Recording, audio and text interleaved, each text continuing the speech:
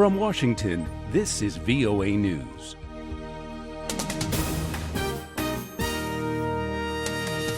I'm Jim Bertel reporting.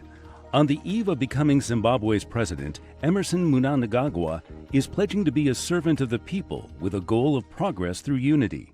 But many wonder if the longtime Robert Mugabe ally can bring the change the country craves.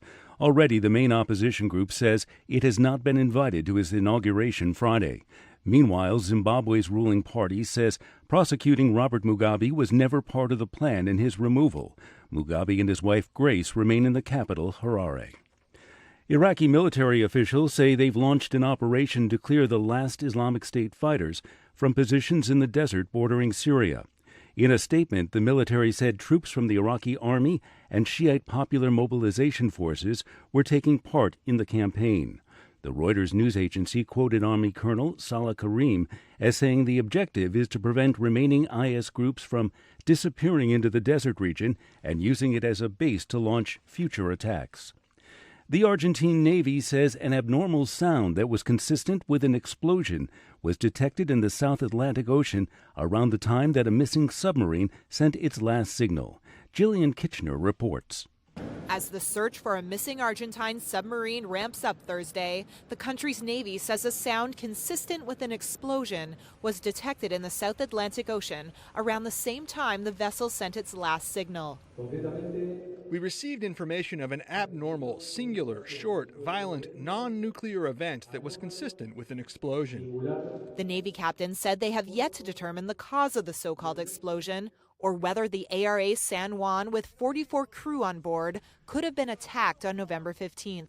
This is VOA. A suicide blast in eastern Afghanistan killed at least 8 people Thursday and wounded 16 others. Officials said the explosion in Jalalabad ripped through a crowd outside the residence of a former district police commander. A provincial government spokesman said the victims were supporters of the commander and were demanding his reinstatement. There were no immediate claims of responsibility for the bombing. Search and rescue operations continue for 3 sailors still missing after a U.S. Navy transport plane crashed Wednesday in the western Pacific Ocean.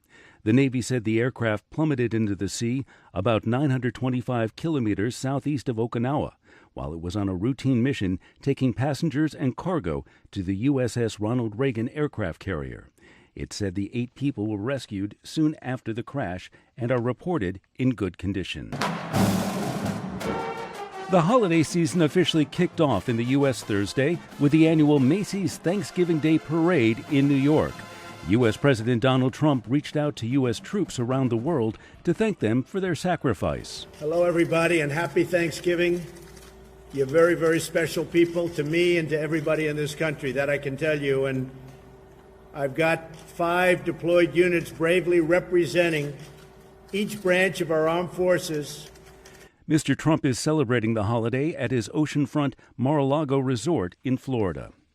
France is seeking an emergency meeting of the United Nations Security Council to discuss the alleged sale of African migrants as slaves. CNN aired footage of an apparent auction where black men were presented to buyers as potential farmhands and sold off for as little as $400. The video sparked international outrage, with protests erupting across Europe and Africa. President Emmanuel Macron called the video footage scandalous and unacceptable.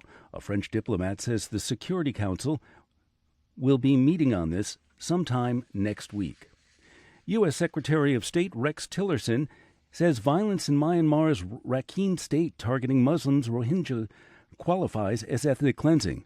Reuters' Grace Lee has more. The verdict follows the conviction of the... That is not Grace Lee. Looking back at our top stories, the Argentine Navy says an abnormal sound that was consistent with an explosion was detected in the South Atlantic Ocean around the time that a missing submarine sent its last signal. Iraqi military officials say they've launched an operation to clear the last Islamic State fighters from positions in the desert bordering Syria. In a statement, the military said many troops were taking part in the campaign. For all of these stories around the clock, please visit us at voanews.com. That's the latest world news from VOA.